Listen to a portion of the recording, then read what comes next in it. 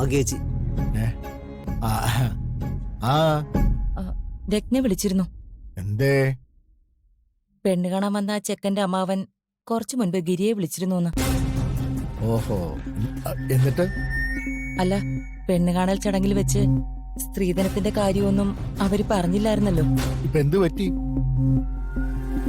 അവർക്ക് സ്ത്രീധനം വേണോന്ന്.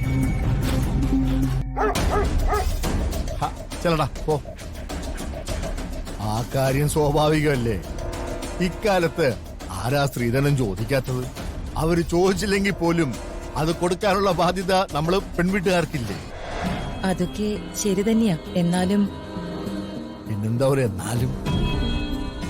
അവര് ചോദിക്കുന്നത് 10 ലക്ഷം രൂപയും 25 പവനുമാണ്.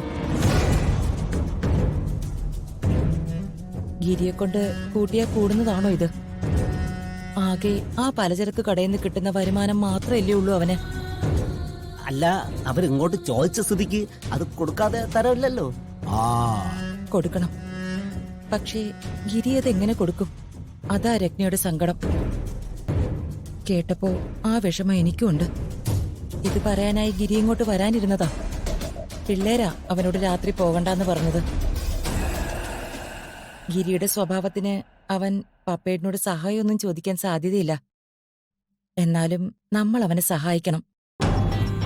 അല്ല ഭാഗ്യേ, അത് പിന്നെ പ്രത്യേകിച്ച് പറയേണ്ട കാര്യമുണ്ടോ? ഞാൻ അവനെ എന്നും സഹായിച്ചിട്ടേ ഉള്ളൂ. കുട്ടിക്കാലം മുതൽക്കേ ഞാൻ അവനെ സഹായിക്കില്ലേ? ഇപ്പോഴും സഹായിക്കുന്നു, എപ്പോഴും സഹായിക്കും. നമുക്കവന് എന്തു കൊടുക്കാനാവും? കൊടുക്കാൻ പറ്റുന്ന അത്രയും ഞാൻ അവന് കൊടുക്കും.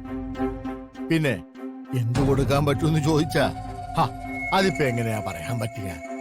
അവസരത്തിനനുസരിച്ച് അവന് കൊടുക്കേണ്ടതുപോലെ തന്നെ ഞാൻ കൊടുക്കും.